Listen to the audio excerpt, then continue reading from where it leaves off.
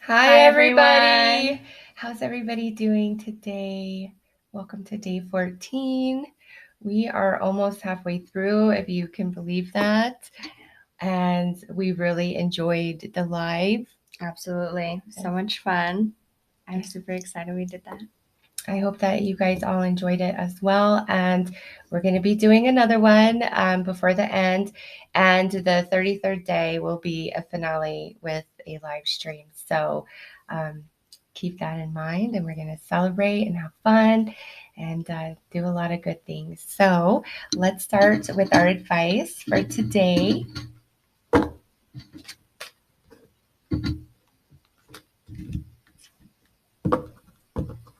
Let's see what Spirit wants to say to us for today.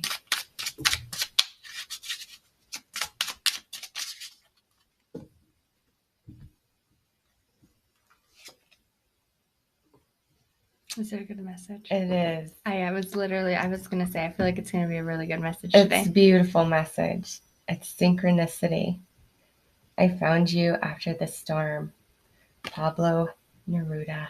Love, love, love him. Highly recommend you guys buy his books, read his poetry. I love that. Yes. You know what? It's funny how certain beautiful things are brought to you. I discovered Pablo from my ex. He actually used to read poetry to me on the back porch in the summers. And we would drink wine, Merlot, and he would read poetry to me. And that's, probably something you never knew about him. I was like, not something I would do for fun, but that is beautiful. That is beautiful. Yes. And he brought Pablo into my life, and that's a very big positive because and I wish I was fluent in Spanish so that I could read it in the native language, because I'm sure it's even more rich and vast. So anyways, I found you after the storm. That is a message from Spirit that synchronicity, things are going to align to you. There is a pot of gold for you, a rainbow after the storm. The rainbow, guys, rainbow coming up again. Yes. We all talked about that a couple days ago, and then it was on your live. So rainbows and butterflies are showing. Rainbows, butterflies, and feathers are like the theme of this series. Every time I see a rainbow, I always think about my baby before Chloe, just because the rainbow baby and then this storm thing just reminded me, like, Chloe came after my storm. I always think about that. Yes, that was not an easy time. No, but I'm so happy that I have. But you know what? Let's kind of share that a little bit for those of you out there who have experienced loss. It is. Kier was going to find out the gender. I'm gonna cry. Do you want to? Yeah. Okay. She was going to find out the gender of her baby, and instead discovered that the baby didn't have a heartbeat anymore. Mm-hmm. And she had to go through a really horrific process to get the fetus out, and it was very, very traumatic to her. It was hard to you. It was hard to watch her go through that, the mental, emotional, as well as the physical pain. And so she knows what that feels like. For those of you who have lost a child, she lived that. And so she can relate with you guys. And then kind of a year later, out of nowhere. Right? It's literally like a year exactly, almost, that our little Chloe was conceived. Yes. And she was very afraid, like the entire time, every day, until I didn't think I was gonna have her. Like, I don't know why, but I was so scared. Even to like this day, like, I am so nervous about everything, like everything. I baby her, but I wouldn't have been such a good mom if, like, I didn't experience that. I feel like I didn't really know. Because you had just turned 21. Yeah, she had just turned 21, and her and her husband were newer. They weren't married yet. They have history from high school, but they had just recently gotten back together, and it wasn't the right time for a baby, but baby was coming, so baby's coming. And then that happened, and it really opened her eyes. It you grew a lot from that experience. Mm-hmm. And then a year later, I got pregnant, and little, it was honestly perfect, like super healthy, like the whole pregnancy. Like I had gestational diabetes, but like it's not super scary. So my pregnancy went fairly well, and then my labor was, I already talked about that. It was super beautiful. Like loved it, every second of every of it. And so I wouldn't have been as grateful or known how to be like such a good mom or cared as much if I wouldn't have experienced what I did. The loss made you realize how precious. Yeah, exactly. Like it hurt me so bad, and like obviously I think about that baby often. Like when I see rainbows, I seen double rainbows. Like I always just think about that baby and I swear it was a boy, but I always think about it. So yeah. So she's been through it too. Mm-hmm. It's something that a lot of people go through. Yeah, that is just not talked about. The reason why we share our stories is because everybody in this life goes through tragedy, loss, pain, and heartache. And I said Buddha. I think it's Buddha or it's Neruda. I just did a video for both where it says, oh, it's Buddha. Yeah. You know, pain is going to happen, like, but suffering is optional. Mm-hmm. And that's the truth. Like, and that's not to say like when something tragic happens, like we don't feel the pain, but it's how long we linger in that loss of that pain that can become very damaging to us. It definitely, when I first, I seen this quote that said something like, you don't know what anybody's going through. Like somebody can be having like the worst day of their lives, like be kind. And I didn't ever like resonate with that until I had my miscarriage. And like when I went into like a gas station, and everybody around me was just like talking, and like it was like a couple days after, like maybe 2 days, and I was just super sad, and everybody was talking, and like they were just rude, and I just like wanted to break, like I wanted to leave the gas station. Like I still like right now want to cry. It was so overwhelming, and like people were so but they didn't know what I was going through. Like they didn't know that I just lost a baby. So like they didn't know that I was going through it. And I guess like now when somebody's rude to me, like I try to remember like maybe they are going through something that like I could never know, you know? And so when my grandma lost grandpa, I like kind of gave her like that time to be like crazy and stuff, because like I don't know her feeling, you know what I mean? So like that's just something, like just be kind, because you never know what anybody's going through. So yes, you never know. I don't mean to cry. It's all right. It's still there. See, and even after all this time, and she has a healthy, vibrant child, there's still that residual. Well, it was true. I am grateful now though. Like, I think like having Chloe really helped bring closure, and like I felt a lot better. And she wasn't trying for Chloe. Like no, Chloe I was super truly scared just to get happened. Yeah. And she even questioned, like, do I want to go through with this for the possibility that something could happen and I have to go through all that pain again? Like she was, and like even frightened. Now I don't want a number 2, and my husband really does. And one, I don't want to be pregnant, but 2, like the possibility of like going through the pain of that again, like if something so scary. Like it is just the scare. It was more painful than labor. Like I will say that 1,000 times. Like my labor, I wasn't in pain. My miscarriage was the most painful thing I've ever been with. It was medically induced, so it was intense. You know, with the way technology has advanced, the barbaric way that is used to expel a past fetus up to a certain age, give you some pills, go home. Oh gosh, that it made me, because I was pregnant 3 times and I had 3 children. Like I never had a miscarriage or anything. So I had no real sense of relation to what she was feeling and what she was going through. I knew, like, you know, it's hard. I know how I felt about her loss, but you know, I was like secondary to that. That's her pain that she's going through. And it's just a bit horrific the way that it just all went down, which I felt added to the trauma opposed to if she could have just been Yeah. at the doctor, giving her a little bit of anesthesia and handling it that way. It would have been better, I feel, just because, I mean, Other people have different experiences though. Like I have friends that have had it and they say it's definitely really super painful. But like for me, like I was not told no, they how just sent painful. her with some pain pills and the pills she needed to. And the pain pills were nothing compared to what you need for that. Like, I know naturally, like if you miscarry naturally, you it's not. you will see. But I just feel if a mother could be spared the even visual of that. I mean, she's already struggling with her loss of, her child, and then to have to just go, oh, it broke my heart for her. And any of you that have gone through that, or that deep level of trauma emotionally, oh, my heart is with you. Like, you watched the whole process. Yeah, so it was everything. horrible. It was terrible.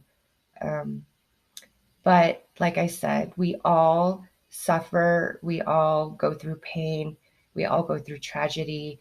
And as long as we have each other and some love, like that's all you need, And when you're hurting, it's okay to take a little time out, do what you got to do, sleep in, like, absolutely do the self-care that you need to do. Be so kind to yourself when you've experienced any sort of tragedy or loss. You can't beat yourself up, you can't be mean to yourself. Like, that's when you need you the most. It's when you are broken and down. Don't be negative on yourself, like, because you want to get not past it, but you want to heal, and like, and don't beat yourself up. The more you're there for yourself, the better. Like, be there for yourself the way that you would be there for another person who's hurting. Like, you got to give yourself that much love. And just know, everybody experiences tragedy and loss. And I know that pain hurts different in every person. Like, pain doesn't feel the same. Something, that could happen to me that could totally devastate me and send me over the edge could happen to her, and she could handle it totally different. Okay. You also can't measure your healing, your progress against anybody else, because you are working with a whole different set of circumstances and energy and lessons of the soul. So don't measure, yourself to anybody else. And sometimes when I'm really, really low, I'll remind myself, okay, yeah, I've been through some things, but I haven't experienced this or this or this. And I am so grateful for that, because in this world, there's always somebody out there who has truly had it worse than you, like truly. And so always tell yourself, it could be worse. It really could.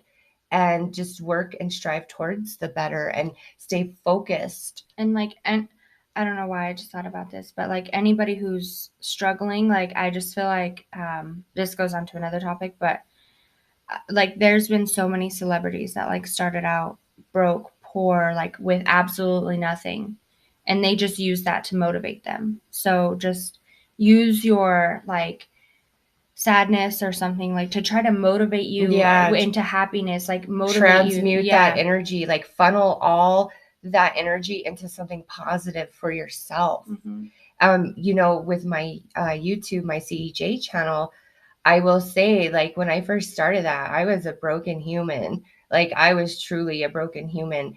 And I just, I loved the tarot. I loved spirit, and I loved connecting with people who were also experiencing that sadness, that heartache. Like, even though it was my channel and I was putting readings up, I was getting as much out of it as anybody watching because of my viewers and our conversations we would have in the comments. And it gave me a new sense of like focus and purpose, because when my relationship ended, like I said, I lost my house, my car. I had quit my job prior to that, which to stay home with all stay home with the kids, was all 9 of us coaxed into that. When he knew all along that he wanted to break up with me, he just didn't like where I worked. He was very insecure. It was a great job. I worked mostly with men in a sales environment. I was the assistant to the owner, who was female, and he didn't like that I was around all these men all day, which, I mean, I was just there to do a job. And so even though he knew that he wanted to break up with me, he was like, yeah, let's have you quit and you could stay home with the kids through the summer, blah, blah, blah. And then as soon as the summer came, he and I broke up. So I lost a lot. And as the more I got into tarot, I did lose some family and some friends who just saw it as taboo, like bad stuff. And to each their own. I mean, that's fine. They didn't have to stick around for my change. I mean, that's in only helped you. It truly has only helped me. But I used all that pain that I felt inside and just funneled it into love, connecting with spirit and putting out readings. And it changed my whole life. And, paint, draw, needlepoint, just anything to refocus that energy, to refunnel that pain that you feel inside. Because sometimes if we don't do that, we can start funneling that pain into very negative behaviors, which Kier did after her loss for a very short time. But she had a really good friend that was like, hey, yes, what are you doing? What are you? Yeah, she had a really good friend that was like, absolutely not. And called her to the carpet, had a little kumbaya with her and set her straight. And she really respected this person. So she listened. So funnel those energies into something positive and be kind to yourself. Like first and foremost, love yourself, be there for yourself. We got to pull our second advice.